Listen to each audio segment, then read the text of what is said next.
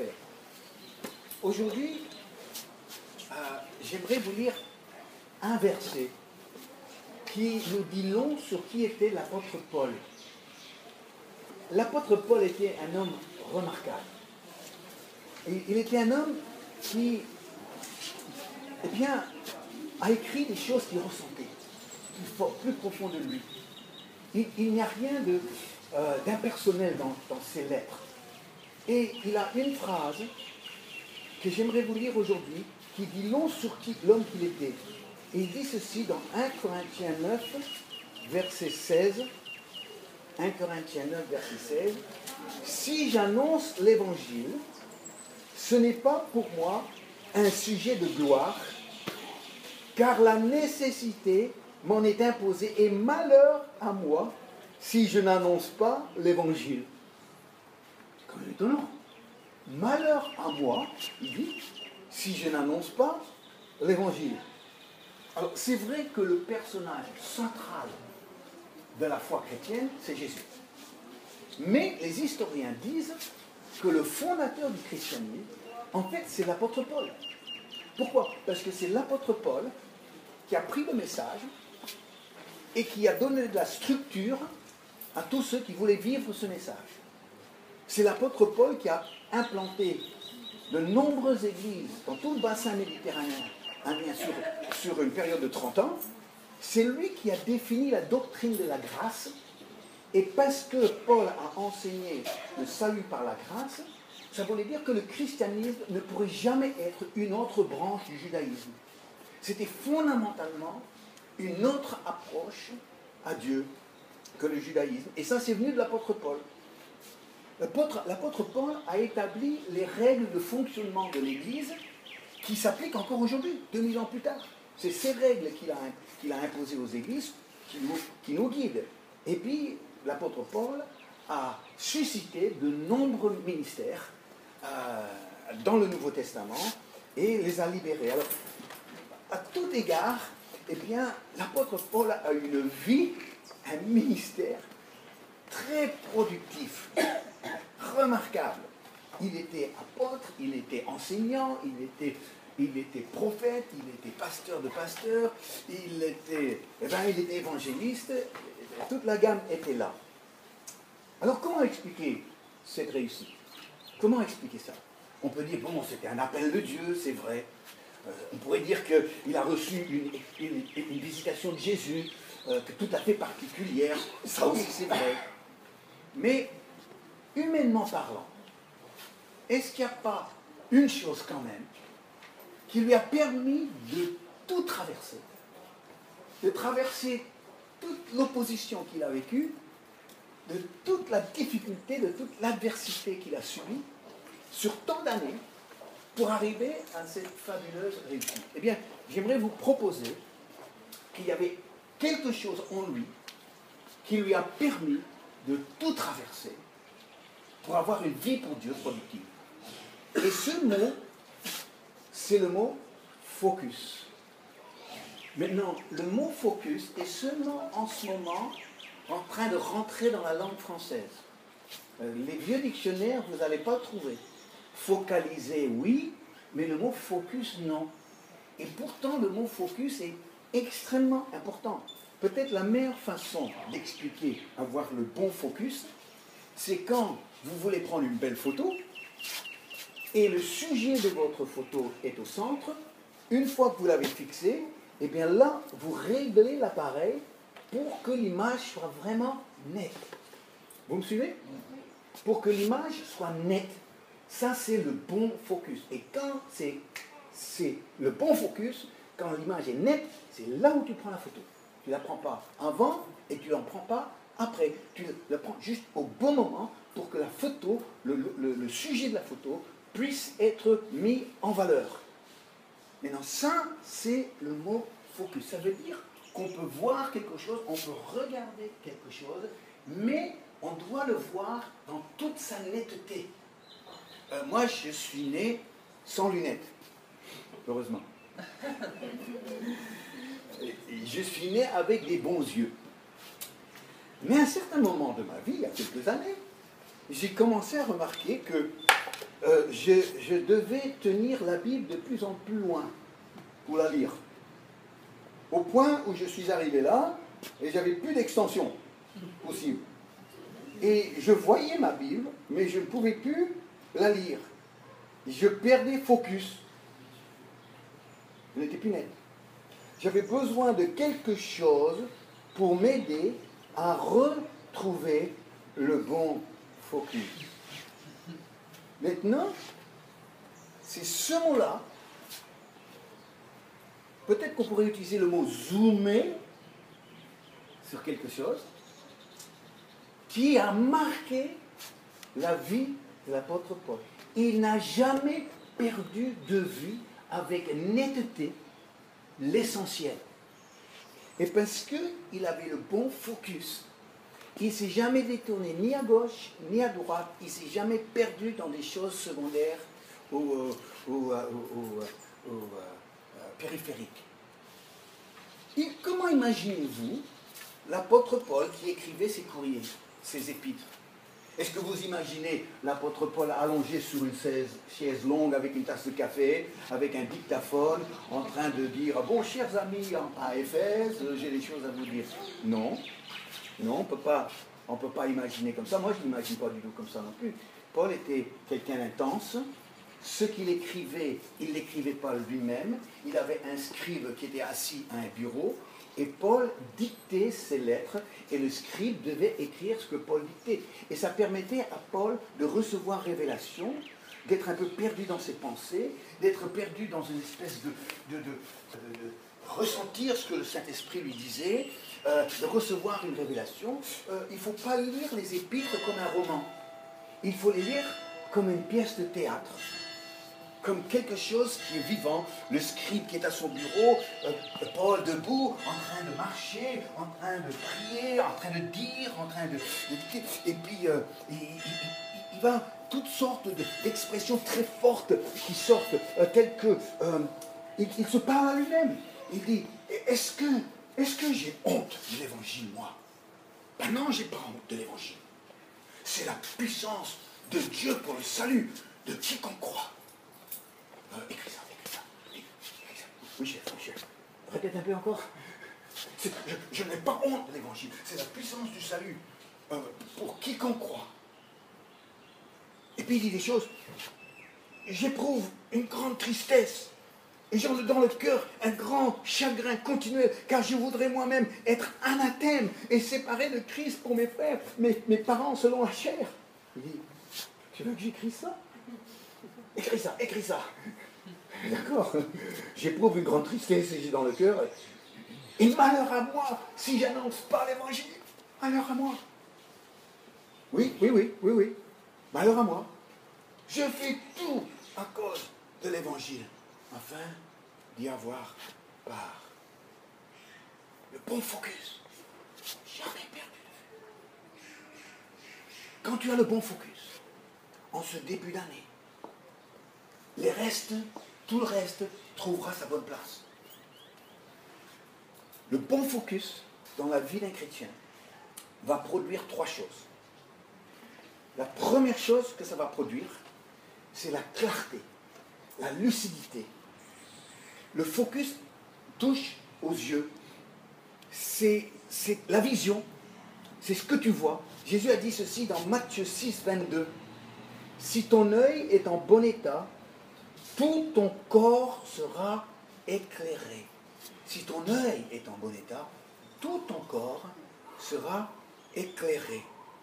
Il n'était pas distrait, comme je l'ai dit, mais ce qu'il voyait, et il voyait tout à travers du message.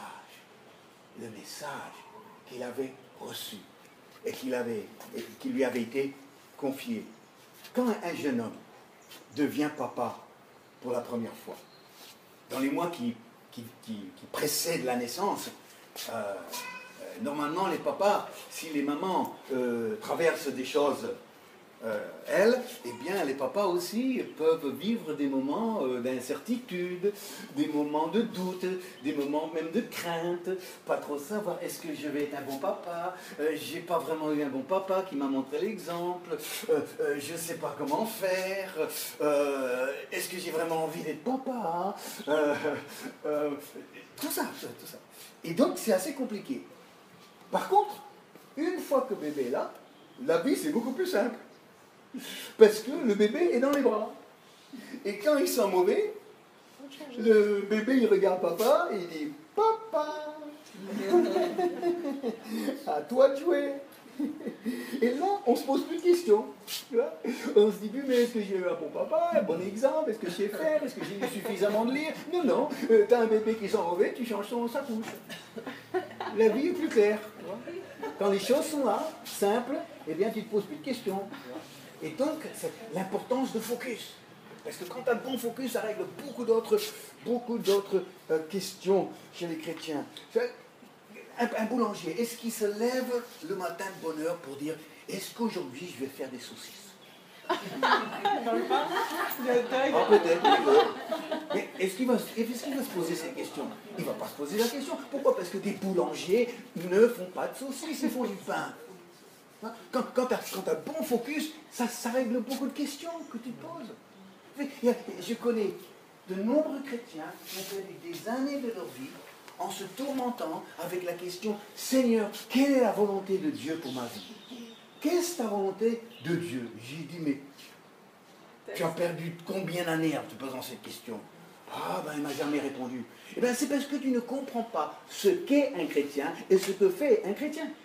Parce que quand tu comprends ce qu'est un chrétien et ce que fait un chrétien, tu ne poseras plus la question « Quelle est ta volonté pour ma vie ?» La vie devient beaucoup plus simple. Pour beaucoup de chrétiens, eh bien, être chrétien, ça veut dire venir dans son église et pas faire certaines choses. Il n'y a pas que ça. Il n'y a pas que juste croire en Jésus, venir à une église de temps en temps et puis pas faire certaines choses. Être chrétien, c'est de vivre une fabuleuse aventure. C'est de participer à l'œuvre de Dieu sur la terre, dans la vie des êtres humains autour de nous. C'est fabuleux ça. Et quand tu as compris ça, eh bien le reste trouve sa place. Pour Paul, lui, il ne se tourmentait pas avec Seigneur, quelle est ta volonté pour ma vie? Lui, il avait compris ce que c'était et il se donnait un fond à cela. Le bon focus produit lucidité qui va régler beaucoup des questions que les gens se posent. Deuxième chose que le bon focus va produire, c'est la passion. La passion. Parce que Paul avait tellement compris l'essentiel, la nature essentielle du salut, ça voulait dire que les gens qui n'étaient pas sauvés étaient source de grands fardeaux pour lui. Ça produisait en lui une passion. Pourquoi? Parce qu'il comprenait l'importance du salut pour la vie de chaque être humain. Et alors, il disait, je suis juif, je veux voir mon propre peuple sauvé. Ça me passionne, ça. C'est quelque chose qui me mange, qui m'habite, qui me pousse, qui me conduit, jour après jour. Ça produit de la passion. Est-ce qu'il y a quelque chose qui vous passionne, chers amis? Est-ce qu'il y a quelque chose qui vous passionne? Une fois, j'ai posé la question à des jeunes, et je dis, alors les jeunes, est-ce qu'il y a quelque chose qui vous passionne? Et puis il y en a un qui a levé la main, il m'a dit, et je dis oui, il m'a dit, la bouffe. Bon, effectivement, les jeunes, ça aime manger, ça c'est vrai. Mais la dernière chose qu'on veut, c'est des chrétiens qui ne sont pas passionnés. Pour moi, c'est une contradiction, ça. Être chrétien sans être passionné. Pour moi, c'est pas possible. Mais tu sais qu'il y a un mot anglais qu'on retrouve dans toutes les langues. Dans toutes les langues. Je l'ai trouvé en français, je le trouve en norvégien, je le trouve partout où je vais, je le trouve. Et c'est le mot de cette génération, le mot c'est cool. Cool. Tout le monde veut être cool. Sois cool. Je suis cool. C'est cool. Reste cool.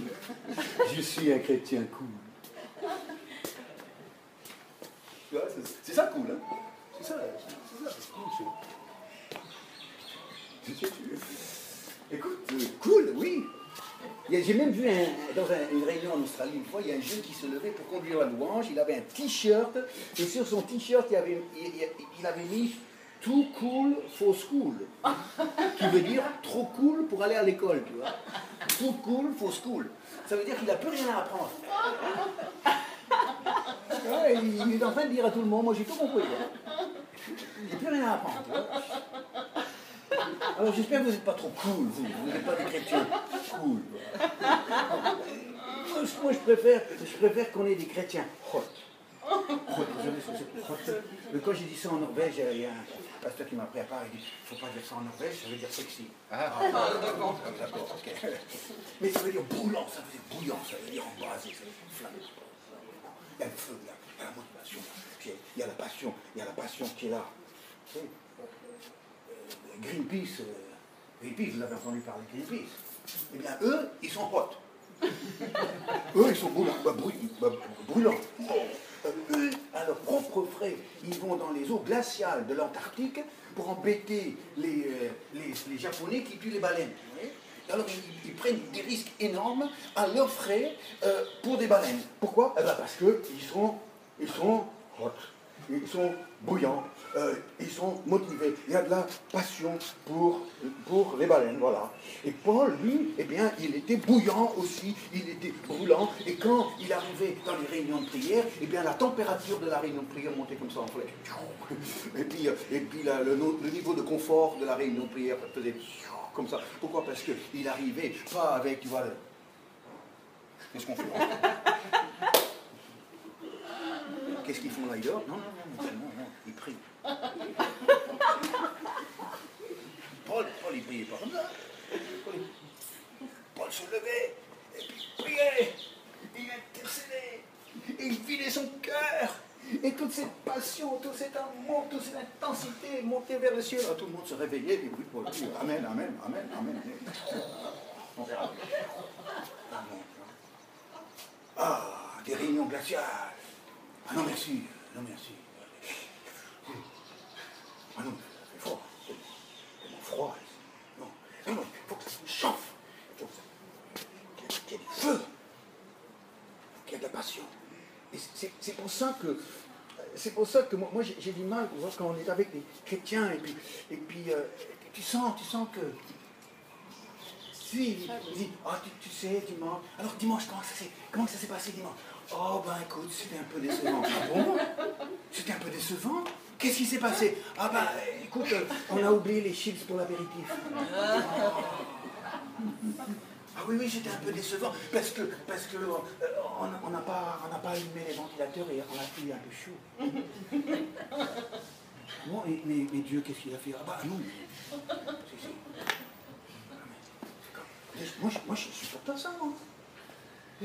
Quand le culte, c'est en fonction des petits désagréments. Tu sais, oui. Ah ben non, la sono était trop forte. Eh bien, change de place. Si la sono est trop forte. Ben si, c'est pas notre problème ici. Une sono trop forte. Ça risque pas. Alors quand ils lisent un passage comme Paul qui dit « Malheur à moi si je ne prêche pas l'évangile », il y a un problème. Ah non, écoute, c'est un peu excessif quand même. Malheur à moi si je ne prêche pas l'évangile, le pauvre il a besoin d'un accompagnement psychologique. Ah non, il ne faut pas exagérer, c'est quand même, c'est trop loin ça. Mais tu comprends pas ce que c'est, avoir la passion si tu ne comprends pas cette phrase. Tout le cœur de cet homme, toute la passion de ce qu'il vivait est sortie dans cette phrase-là. Il n'était pas en train de souffrir d'un délire mystique, paranoïaque, obsessionnel, le pauvre, il vit d'une culpabilité. Non, il a la passion. Pourquoi? Parce qu'il a le bon focus sur le salut. Et ça produit un feu en lui. Rappelez-vous, les deux disciples d'Emmaüs, c'était après la résurrection, sauf que eux, ils n'étaient pas au courant que Jésus était ressuscité. Et c'était des chrétiens dépressifs. Si vous voulez un exemple de chrétien dépressif, je vous propose Luc 24. Oui, vous voulez être dépressif, ou bien il y a des exemples là dans la Bible. Chrétien dépressif. Et ils sont là tous les deux, traînent les pieds, mais toute une journée pour faire 10 kilomètres. C'est peu de kilomètres. Toute la journée, ils traînaient les pieds. Et là, il y a Jésus qui arrive. Et ils sont tellement dépressifs qu'ils ne le reconnaissent même pas. Et là, il commence à leur parler, il commence à leur expliquer les Écritures, il commence à leur dire qu'ils devaient ressusciter. Et puis après, quand ils arrivent à Emmaüs, et bien là, Jésus se révèle à eux et disparaît. Boum. Et quand tous les coups, ils ont réalisé que c'était bien Jésus qui était avec eux, ils sont retournés dans la nuit, en courant. Maintenant, c'était plus traîner les pieds, c'était en courant pour aller dire aux autres, pour annoncer le message. Et en courant, ils se parlaient. Et ils ont dit ceci. Notre cœur ne brûlait-il pas au-dedans de nous? Notre cœur ne brûlait-il pas au-dedans de nous? Ça veut dire que quand on est avec Jésus, ça brûle. Et si ça ne brûle pas, alors là, il faut se poser la question, est-ce que j'ai passé du temps avec Jésus? Est-ce que je le connais? Parce que quand tu es avec Jésus, tu n'es pas un chrétien cool, tu es un chrétien qui a un cœur qui s'embrase. Hein? Les médecins, ils peuvent vous donner des cachets pour des brûlures d'estomac, mais ce serait bien s'ils pouvaient nous donner des cachets pour enflammer le cœur. Parce que là, ça m'intéresserait, ça. Eh oui. La passion. La troisième chose que le bon focus produit, c'est l'action. Ça nous pousse à l'action. C'est un des grands dilemmes dans la vie chrétienne, c'est d'avoir le bon équilibre entre la foi et les œuvres. Et donc ici, si on a la foi sans les œuvres, c'est mort. Si on a les œuvres sans la foi, on n'est pas sauvé. Donc il faut vraiment avoir les deux en bonne position, l'un à côté de l'autre. Mais vous savez qu'en philosophie, ils ont le même problème.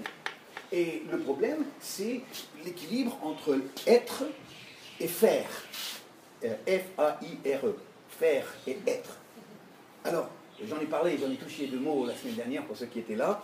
Et alors, la fameuse question to be or not to be. That is the question. Alors, vous avez entendu parler de ça. Shakespeare, la fameuse phrase de Shakespeare. Alors, c'est to be, être, or not to be, ne pas être. Enfin, on est dans le être. Et alors, quand j'étais une fois en Australie à la fac, eh bien, j'étais dans la fac de philosophie. Et une fois, j'ai fait une petite visite aux toilettes. Et qu'est-ce que j'ai remarqué? Sur la porte de la toilette, il y avait un petit malin qui avait écrit ceci. To be is to do. To do, ça veut dire faire. To be is to do. René Descartes. En dessous, il avait mis to do is to be. Jean-Paul Sartre. Et en dessous, il avait mis Doobie-doobie-doo, Frank Sinatra. Excellent. Mais c'est une question quand même. Parce que tu vas voir, il y a des chrétiens, on en a parlé la semaine dernière, qui veulent être, qui veulent être dans l'être. Et il y en a d'autres qui ne sont pas bien dans l'être, qui veulent être dans le faire. C'est Marthe et Marie, vous savez. Mais est-ce que faire, c'est important? Ben oui, quand même. Quand même, parce que le jour du jugement, c'est qu'avez-vous fait? Pas qu'avez-vous vécu? Quelles belles expériences vous avez faites? Mais qu'avez-vous fait? Le problème, c'est que si on met tout l'accent sur être, l'adoration, la présence de Dieu, sur le repos, son onction, se recevoir, être béni, si on met trop l'accent sur ça, ça me fait penser aux baigneurs sur les plages de l'Ermitage. Ils font leur bronzage. Ils sont là à un côté, et puis là, ils reçoivent, et puis quand ce côté-là est fait, ils se retournent, et puis c'est l'autre côté. Tu vois, si on est juste dans l'être, et on n'est pas dans le faire, eh bien, ça revient à ça. Mais il y a une notion que le focus va produire en nous une passion, mais une action aussi. Une action. Et oui, Dorcas, c'était une femme dans l'église primitive, et elle est morte 2 fois. La première fois, on n'a pas laissé morte. Il y a Pierre qui l'a ressuscitée. Mais pendant qu'elle était morte la première fois, eh bien tout le monde, tous les chrétiens et surtout les veuves étaient tous bouleversés de la mort de Dorcas. Et ils sont allés dans la chambre où son corps était allongé, et ils sont tous allés avec des vêtements qu'elle, Dorcas, qui était couturière, eh bien, elle avait confectionnés pour les veuves. Et pour l'honorer, pour lui rendre hommage, eh bien, ils sont tous venus autour de son corps, mort maintenant, sans vie, et ils ont montré les vêtements qu'elle avait faits. Et quand j'ai lu ça, j'ai dit, Vincent, mais quand ce sera toi allongé sur le lit, les gens, ils viendront avec quoi? Pour montrer le fruit de ton travail après tant d'années. Qu'est-ce que tu auras fait concrètement que les gens vont pouvoir montrer à la fin de ta vie en disant, ben voilà, Vincent a fait ça pour telle personne, telle personne et telle personne. Et ça m'a interpellé, parce que quand tu as le bon focus, ça donne de la lucidité, ça met de la passion dans ton cœur, mais tu ne peux pas tourner dans le vide. Tu ne peux pas tourner dans le vide, c'est comme un moteur qui tourne, mais les vitesses ne sont pas enclenchées. Alors ça tourne, mais tu vas nulle part. C'est comme l'athlète qui fait le saut en hauteur. Vous voyez, les Jeux Olympiques, le saut en hauteur, vous l'avez déjà vu certainement. D'abord, il doit se préparer psychologiquement. Il y a la barre qui est haute, et puis lui, il est beaucoup plus petit. Et puis là,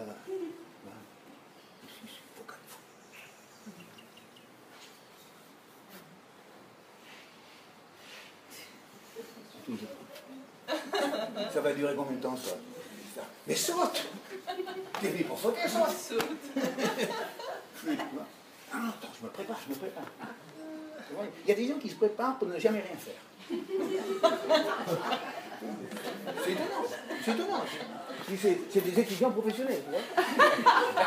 Ils arrivent jamais au bout pour faire quelque chose. Toujours, et hop, il y a encore quelque chose à faire. Je me prépare, et je meurs. Ça, c'est une vie cachée. Parce que c'est vivre quelque chose qui produit la passion, qui conduit à une action. L'histoire de la brebis perdue, vous la connaissez. J'ai prêché il n'y a pas longtemps sur cette parabole. Le berger qui va à la recherche d'une brebis. Une. Chaque personne ici, vous êtes cette brebis-là. Une brebis.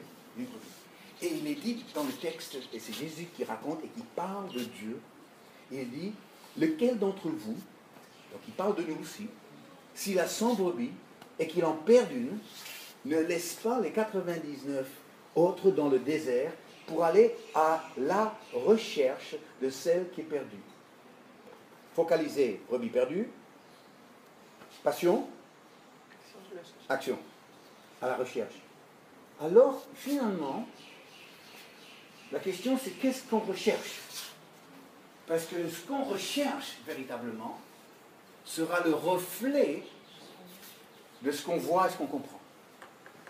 Les gens, tout le monde recherche quelque chose. Beaucoup de gens recherchent de l'argent. Ils en cherchent toujours de plus en plus. Pourquoi? Parce qu'ils n'en ont pas, ou ils n'ont jamais assez. C'est la raison. Ils n'en ont jamais assez, donc il faut toujours plus, de plus en plus. Il y en a d'autres qui veulent une vie confortable, des loisirs. Alors pour eux, le nirvana, le top des tops, c'est d'être un retraité en vacances. On ne va pas faire mieux. Retraité en vacances. Mais c'est ce qu'ils veulent. D'autres, ils veulent une place ou un titre. L'importance, l'autorité, le prestige. J'ai connu quelques filles qui, pour elles recherchent un mari. Et toutes les rencontres de jeunesse, c'est... Oh, il est pas mal, celui-là. Et les garçons, eux, ils recherchent une copine. Qu'est-ce qu'on recherche? Si je sondais les chrétiens, et je disais, pour vous, une vie heureuse, ce serait quoi?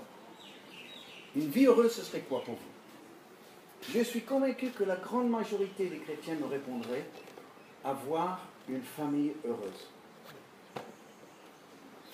Alors ça nous change comment du païen? Parce que si tu lui poses lui la question, il va te répondre la même chose. Avoir une famille heureuse.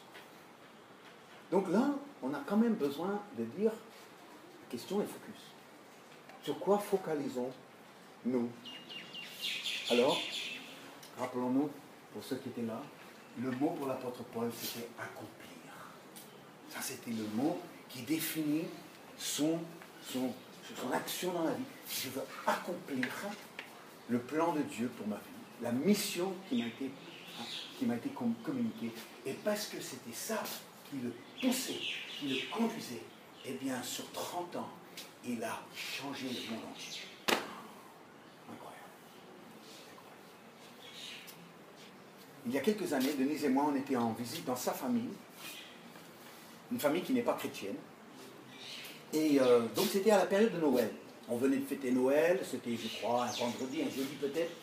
Et puis 2 jours plus tard, c'était dimanche. Et on était dans un lieu de vacances, la famille s'était réunie dans une petite ville côtière très sympathique sur la côte est de l'Australie.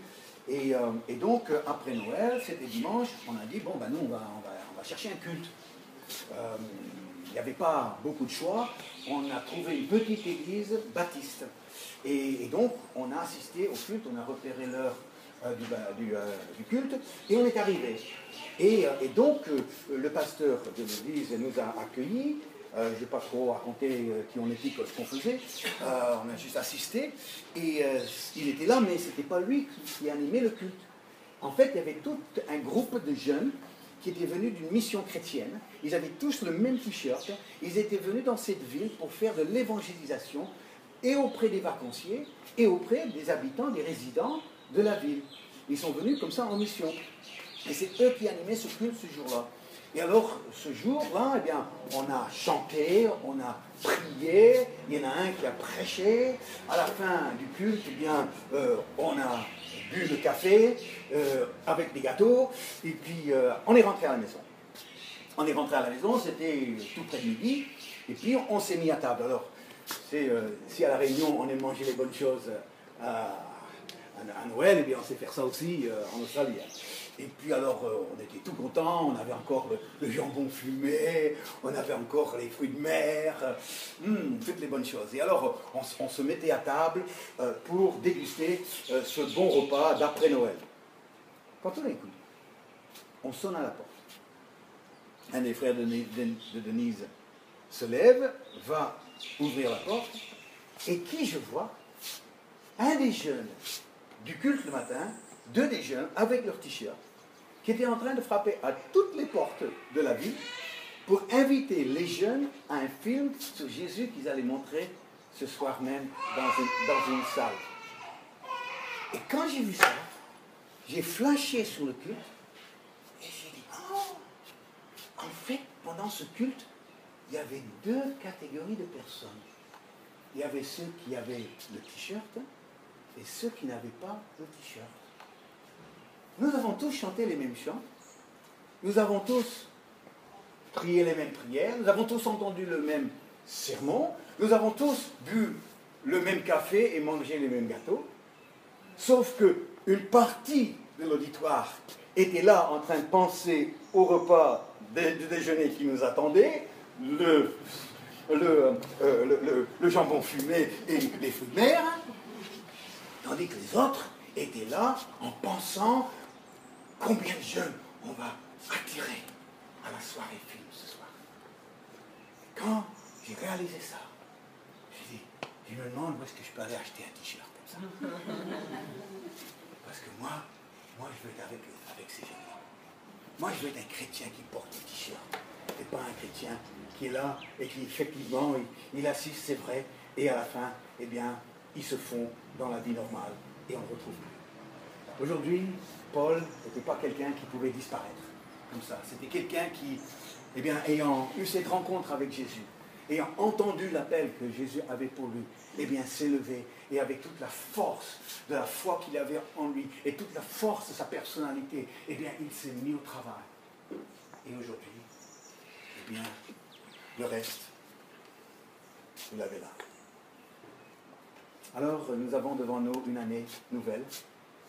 Ma prière pour vous, pour moi, c'est que nous aurons le bon focus. Si ce matin, peut-être, vous voyez mal à travers vos lunettes, eh bien, donnez-leur un bon coup de nettoyage pour que ce que vous voyez net, afin que vous puissiez vous rendre là où vous devez vous rendre et de faire ce que vous devez faire tout au long de cette année.